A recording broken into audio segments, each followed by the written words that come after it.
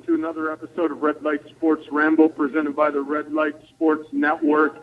I am Troy Otradovic, as always, joined by the one and only Evan Witallison out in the great state of Wisconsin, which it is a very great state today, Evan, because this weekend, I know we're talking NCAA basketball, but my old school, UW-Whitewater, won the Division III National Championship in men's basketball. The women fell just a little bit short. Wisconsin Badger basketball advances to the Sweet 16, and there is some breaking news about to happen with the coaching search at Marquette. So it is a great day in Wisconsin. But with that said, buddy, how are you doing today? Yeah, I'm doing all right. Just another day in paradise, and I'm actually here at Cardinal Stitch running the studio. There's an event here that I'm going to step in at and going to say hi to our good friend of the network, Rob Rush. Going to go say hi to him a little bit. He's here, and just trying to network a little bit. But as you were talking, some breaking news before I get into that, just to let people know, the NFL owners meetings are going on right now, and they're handing out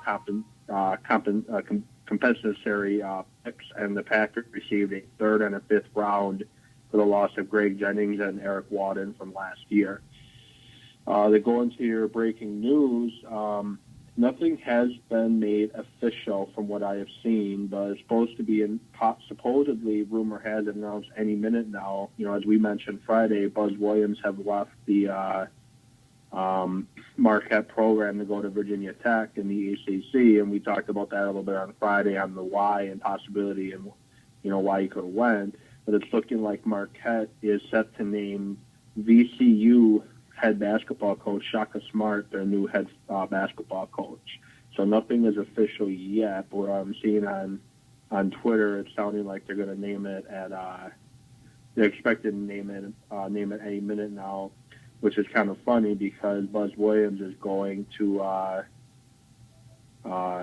is doing a press conference right now down at Virginia Tech, meeting with the media there. So it's kind of funny that they're Marquette's allegedly naming their new head coach as Buzz Williams is being introduced as Virginia Tech's coach. Well, let's talk about this for a minute, Evan. Shaka Smart's leaving VCU to come to Marquette. You and I talked a little bit about it on the pre-show, and it could be argued whether or not this is a good move for Shaka Smart. I think it is. I think it's a great opportunity for him to come to the tradition. Marquette has a pretty deep basketball team, and like I had mentioned last week, you're not fighting with football boosters at Marquette. It is Marquette basketball, and you are literally the guy at Marquette when it comes to basketball because that is the moneymaker with the boosters. So I think it's a pretty good move for Shaka Smart, and it kind of surprises me, though, that he left because his name has come up over the past couple of years for other big jobs, and he decided to stay put at VCU. So what do you think about him coming over to Marquette? You still there, buddy? I think I may have lost Evan for a minute. We will see if he comes back on air. Hey, you there, Trey? Yeah, I'm here, buddy. Can you hear me? I don't know if it's my end or your end, but I keep hearing you cut out a little bit. So, well, I couldn't hear you, so our fans will get a little bit of that wow factor. But, just so everybody knows, I'm not doing it in my office anymore. So, that could be part of it. I am on the cell phone, but my bars are good. I got 4 full bars, buddy, and as far as I know, I still get good service. Did you hear me mention what was your idea of Shaka Smart coming to Marquette? I think it's a good move. I know you've turned it down in the past to go to other schools, not Marquette, other schools, but I just trying to scratch my head that they were able to get Shaka Smart. I think it's a great hire for Marquette. So what do you think about that move, bud? It's kind of a head-scratcher for me. It's great for Marquette. Shaka Smart has proven to be a head coach, and that's assuming that he does take the job. It's all speculation right now. But Shaka Smart's a great coach. He pretty much is top dog at VCU, and it's basically has been rumored for the past couple years that he may be one of the targets the Badgers go after when Bull Ryan does eventually decide to call it a career. He's one of the names that's been high on that list. And if I'm Shaka Smart, I'm just sitting waiting until Bull Ryan leaves the Wisconsin program and moves right on in there to Madison. You have even more money pulling into the athletic program because of the football and hockey programs that Madison has. So I don't know if it's really a step up for Shaka Smart. It is definitely a step in the right direction for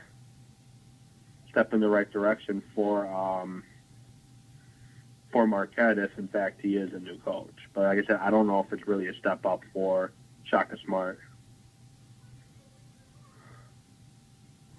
Well, we shall find out. I mean, the thing is, how long will Bull Ryan be at Wisconsin? I mean, he could be there another 10, 12 years. Who knows? Yeah, I don't know if he'll quite be there that long. Some of the whispering I've been hearing coming on to Madison, I don't expect him to be there for that much longer. Well, I mean, you never know. I don't know if I would see a Marquette to Wisconsin jump now, but you never know. That is the crazy world of athletics.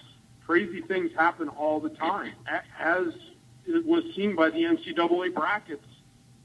I know our bracket, the one that we did for the Red Light Sports Network, Evan, is totally gone. I looked at it today, and it's just got all these red lines through it. But apparently there is one perfect bracket left on Yahoo. Now, my thought is this person knows nothing about basketball. Because anybody that knows anything about basketball, to be able to pick these upsets exactly how they are, baffles my mind. Because I'm by no means a pro, but the way that upsets went over the last 4 days, just unbelievable to be able to pick all these games right. So what do you think about one bracket being left, Evan? Well, as I had read, it's kind of shocking that Yahoo's got one perfect. ESPN has none, and Yahoo's got one perfect bracket. But from what I've read, the guy did not enter Warren Buffett's perfect bracket challenge. And just a quick update on the whole Shaka Smart thing. He is flying out of Richmond, Virginia soon, and will be landing this evening in Milwaukee. And I guess he's placing phone calls to student athletes right now. About an hour ago, he was placing phone calls to student athletes. So it's pretty much done. But back to the bracket thing, it's kind of funny how somebody has been able to predict some of these moves that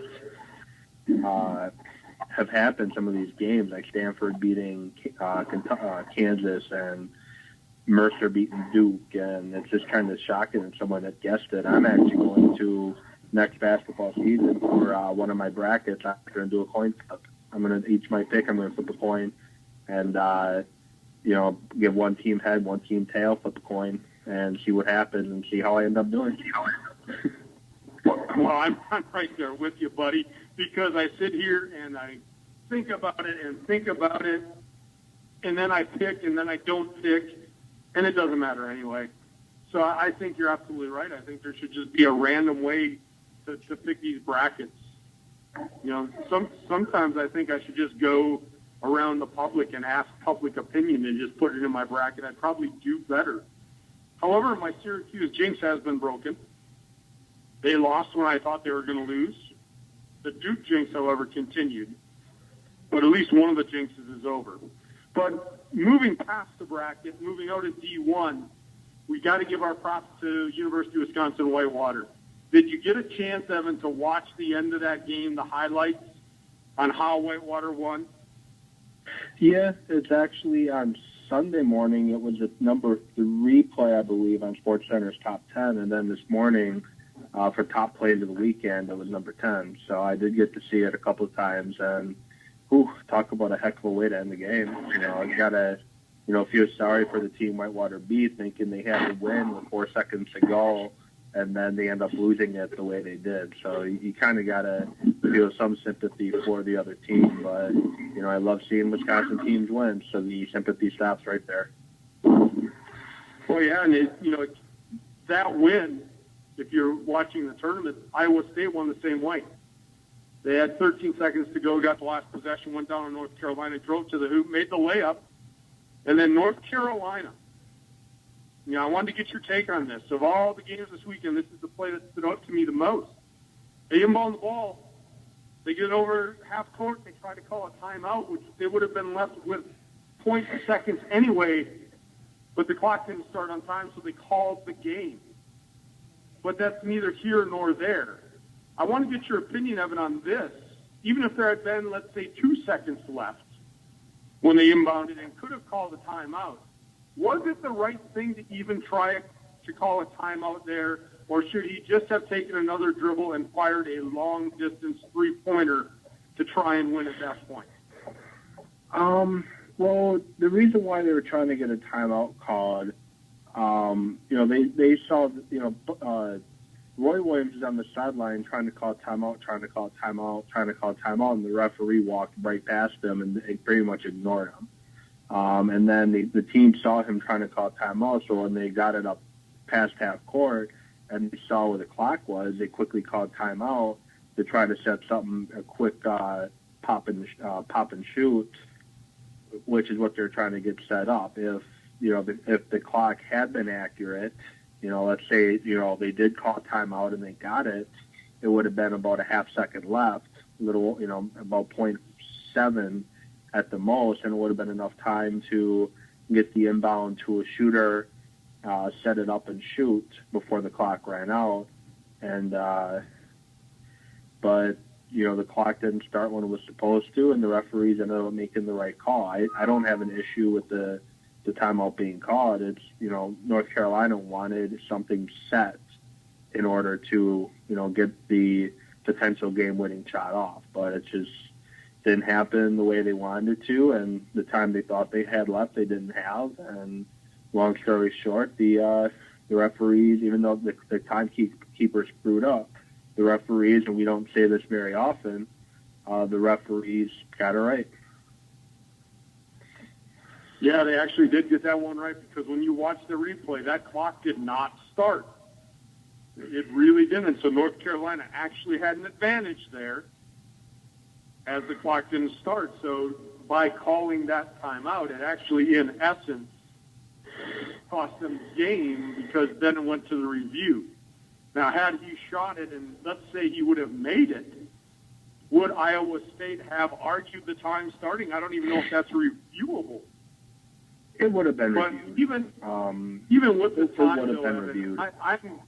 I disagree with you on this. I think I'm not sure.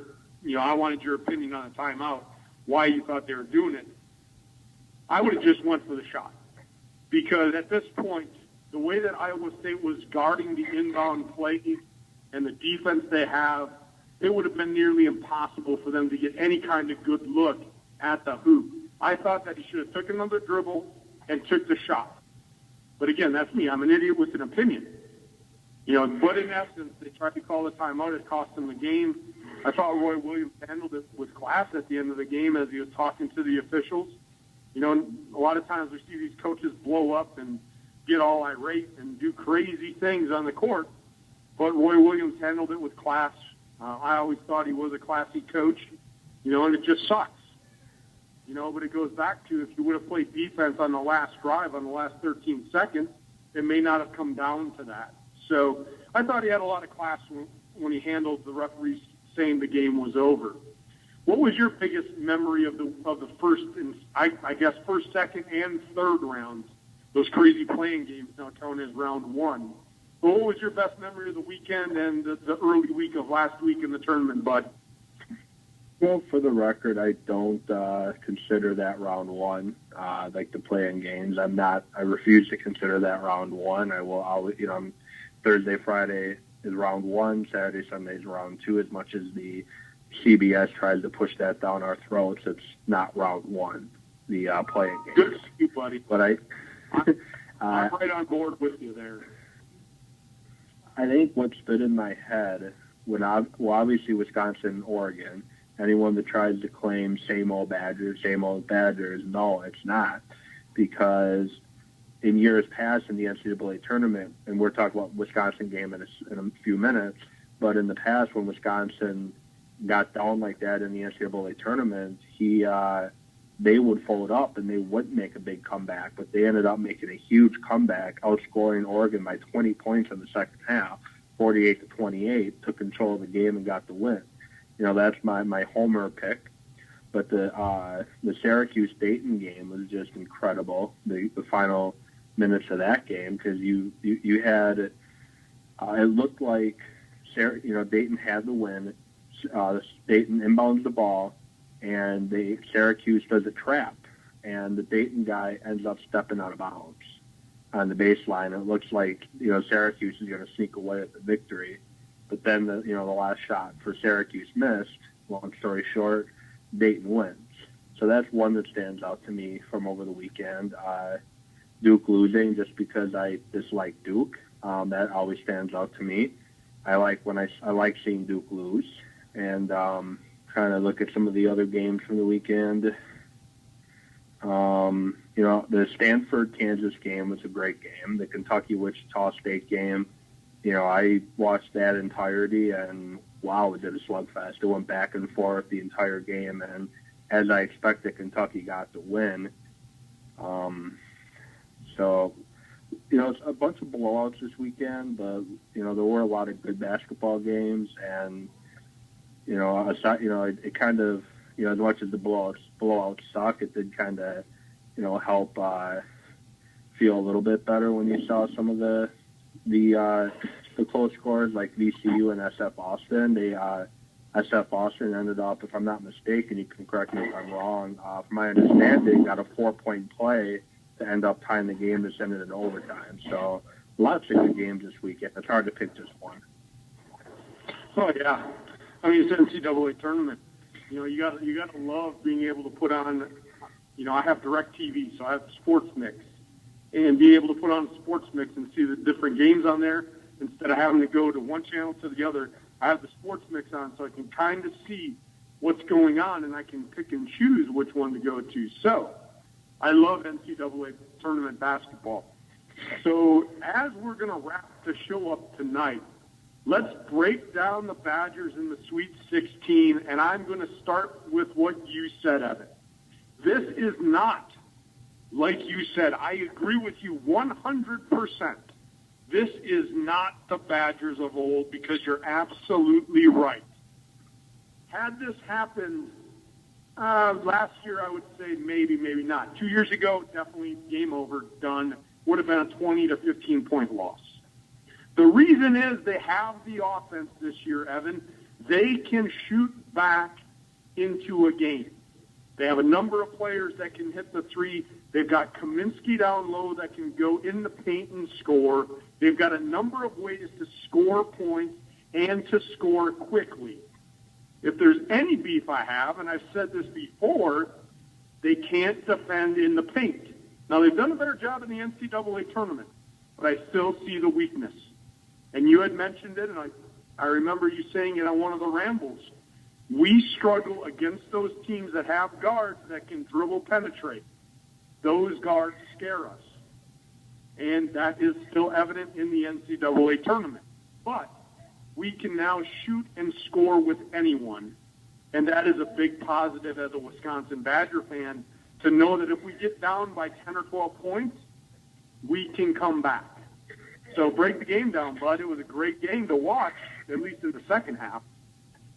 Yeah, it was, as we've seen a few times, it was a tale of two halves. Wisconsin came out flat in the first half. Oregon came out on fire, mostly from the three-point line. Joseph Young ended up 4 for 7 from the three-point line, and he was 10 for 19 shooting overall. And Mike Moser for Oregon ended 2 for 5 from the three-point line, 4 for 9 overall. And Damine Dobson went 1 for 1 from the 3-point line, 2 for 3 overall.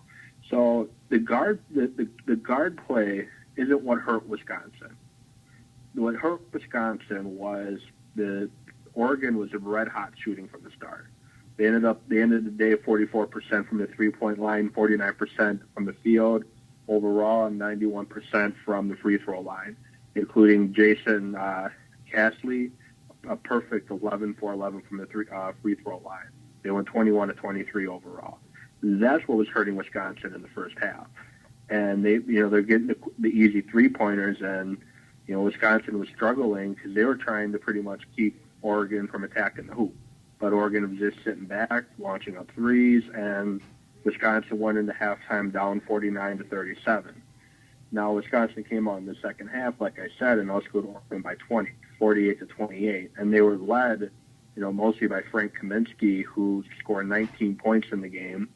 Decker had 12 points in the game and added 8 rebounds. He came out after an elbow to the mouth in the first half. He came out on fire, especially on the defensive end, which was shocking to see. And he put down 5 offensive rebounds. He led the both teams in that category in the 5 offensive rebounds.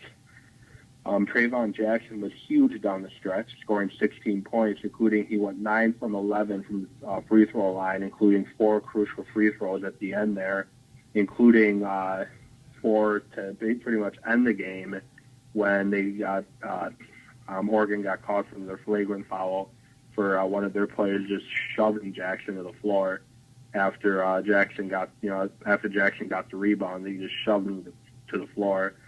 And Ben Brust and Josh Gosser also had double-digit points with 13 and 12 points respectively. And like I said, Wisconsin offensive rebounds, Decker, I said, had 5. They had 14 as a team to Oregon's 3. So Wisconsin got much better at attacking the glass in the second half. The shots weren't falling. They attacked the glass, got the rebound, including one where I believe they had 3 or 4 offensive rebounds in a row before they found Brust for a crucial 3-pointer that put Wisconsin in the lead for good. So it was a big win for Wisconsin, and Wisconsin showed quite a bit in that second half, showed poise, showed composure, and they made Oregon uncomfortable, making Oregon use up the full 35-second shot clock, which Oregon does not like having to do. So it's going to be a big test, though, against Baylor coming up there on Thursday, so it'll be very interesting to watch. Yeah, well, I think you brought up the biggest point. I think late in the game there was that time where they kept the ball alive by tapping it around and getting the offensive rebound and really frustrating Oregon defensively when that happened. So when they did that at the end of the game, I think that was a big key for them to be able to pull this victory out.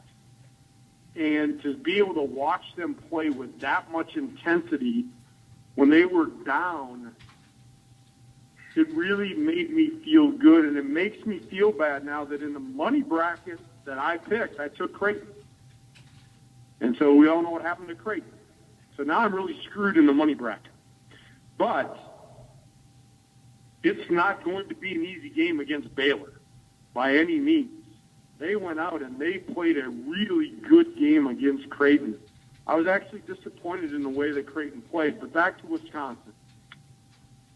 Even as they got down, Evan, in the first half, I still thought they were playing pretty good basketball because I was watching the way that the game was flowing, and Oregon was just shooting the lights out of the ball to come out. And my whole thought process there was, this is not going to happen the whole game. There's no way they can continue to shoot the lights out like they did. And then, thankfully, like I had mentioned, we have the offense that will allow us to do some of those things, and we got really hot in the second half. So, it was just, like you said, a tale of two halves, and it worked out to our advantage. But I think the biggest difference between this year's team and years past, we have the offense now where we can go out and put 80 points on the board without blinking our eyes. Even when we go in a slump like we did the first half. What do we have, 48 second half, 0.7? I don't have any stats in front of me. So, I mean, that's a great offensive output in a half of basketball, 48 points. So And then defensively, they really stepped it up in the second half to be able to shut down Oregon, when they needed to make the stops, which they did, which was very nice to see. So, I mean, it's going to be a tough one, like you said, against Baylor, but I think the way that they're playing right now, it's hard to bet against Wisconsin. They're playing some really good basketball right now. So, yeah, with that said, I'm sure we're going to talk about this Wednesday a little bit, previewing the game, the Baylor Wisconsin game. But the difference between Creighton and Wisconsin is Creighton, like Wisconsin from last year, depends too much too much on the 3-point shots, and they depend too much on McDermott.